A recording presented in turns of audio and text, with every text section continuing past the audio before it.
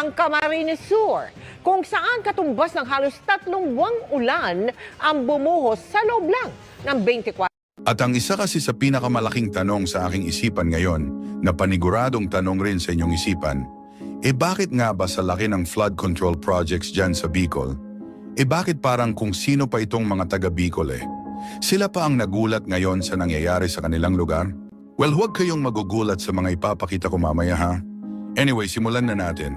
Well, alam nyo naman na kapag sinabing Bicol, talagang halos ang karamihan ng bagyong pumupunta sa Pilipinas ay dumadaan dyan.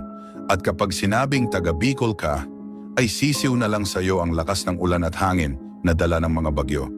Pero ang isa kasi sa ikakagulat mo ngayon mismong mga taga Bicol na ang nagpo-post ngayon sa internet na marami sa kanila ang nagsasabi na ito daw ang unang beses na mangyari ang ganitong pangyayari sa Bicol. Walang tinutukoy yata nila dyan Walang iba kundi yung pagbaha na nangyayari ngayon doon. Pero ang pinakamalaking tanong naman ngayon, bakit sa laki ng pondo ng flood control projects dyan sa Bicol, bakit parang kabaligtaran ang resulta niyan?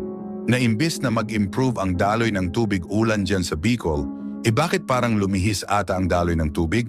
Na instead na sa ilog dumaloy o sa mga flood control projects na ginawa bakit parang sa mga kabahayan ng mga Bicolano dumaloy ang mga yan?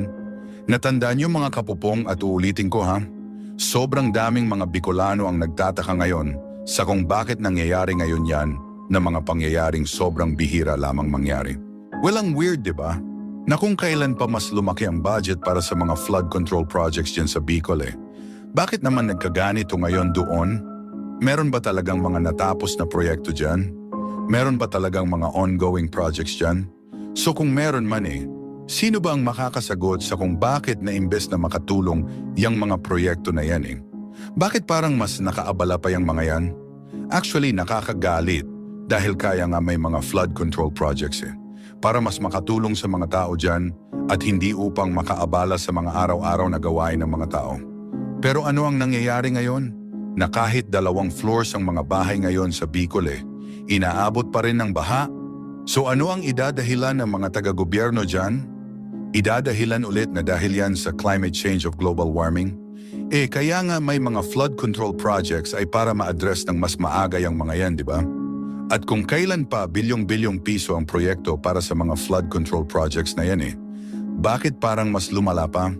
Ang problema ba talaga ay sa climate change? O ang problema ba talaga dahil sa korupsyon ng ilang mga politiko? At kung hindi ka naniniwala sa korupsyon tingnan mo na lang yung sinabi ni Vico Sotto na ang malaking percentage pala ng total cost or amount ng isang government projects automatic na pupunta lamang sa ilang mga politiko. Well, kaya't wag na kayong magtaka ngayon sa kung bakit kahit ang mga kalsadang maayos naman at nananahimik biglang bubungkalin at papatungan na naman ng panibagong kalsada kahit maayos pa naman. Actually, ganito kasi yan mga kapupong. Totoong sobrang negative ang naibibigay ng resulta ng bagyo sa Pilipinas. Pero alam nyo ba ang positibo na ibinibigay nito sa bansa natin? Well, dahil kasi sa mga bagyo na yan, ay dyan natin unti-unting malalaman sa kung sino-sinong mga politiko at mga lugar dito sa Pilipinas ang mga nangunguna sa korupsyon. Pero ang nakakalungkot naman sa kung sino pa yung matinong mga politiko sa bansa natin, ang siya pang gagawa ng mga issues ng mga politikong ayaw ma-discover ang kani-kanilang mga korupsyon na ginagawa. Masasabi talaga nating seryoso na itong nangyayari sa Bicol dahil mismong RDRRMC na ng Bicol ang nag-post na meron mga lugar ang hindi nila matutulungan kanina dahil sa sitwasyon doon. Ipagdasal natin